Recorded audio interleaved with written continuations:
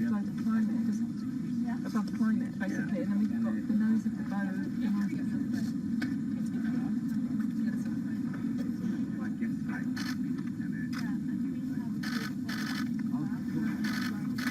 It's not very luxurious, it's not very fancy, but I mean, I don't need that. I only need like a bed, and just the basic things, and it also shows that you cannot live sustainable today. It is basically impossible, because I mean, everyone can't just take a sailboat across the Atlantic Ocean, and I mean, the situation is just so absurd in a way.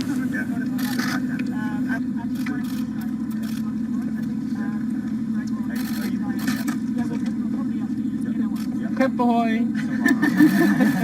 By this journey, I hope to achieve just to increase awareness among people in general, to spread information and to communicate the science, and that people sort of understands what is really going on with the climate and ecological crisis.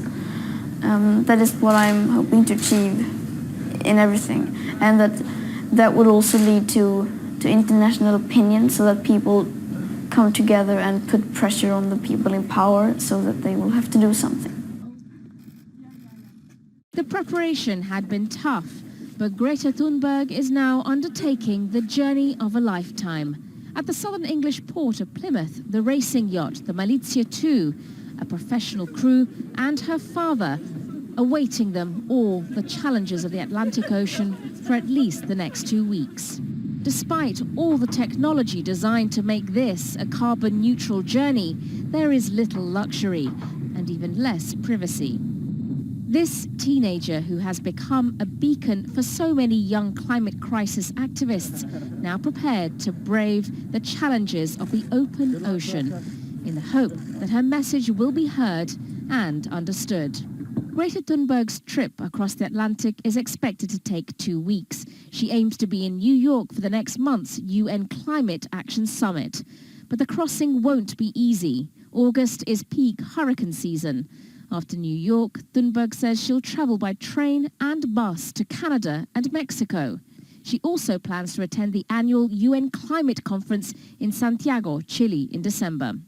And Thunberg is doing this despite the criticism and vitriol she has experienced from climate change deniers. I'm not concerned about reactions. What I'm concerned about is whether we will do something or not, whether the people in power will react and act with necessary force. It's taken the determination of one 16-year-old schoolgirl to spark off a global movement where Greta Thunberg has been urging politicians to do something more than say the right words, but to put it into action as well. I feel a bit seasick, and it's not going to be comfortable, but that I can live with.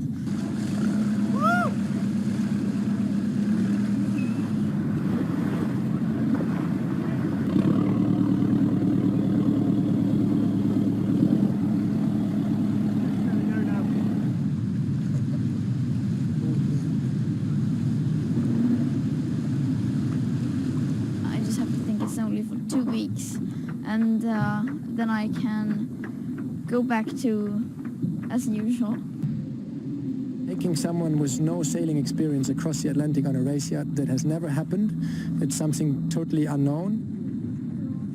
Most people would say, I don't know, and that scares me, and she doesn't seem to be like that, and maybe that has also helped her to find the strength to, or it maybe it's also related with her standpoint on climate change. She's saying everything has to change, and if everything has to change, you don't know how everything is going to be, so it can't stay as it is. We will have to do it in a bucket, but I mean that is that is fine. And we have like a small heating, and we heat up. We boil water and pull the water in like freeze-dried food bags and eat that, and that is quite good. that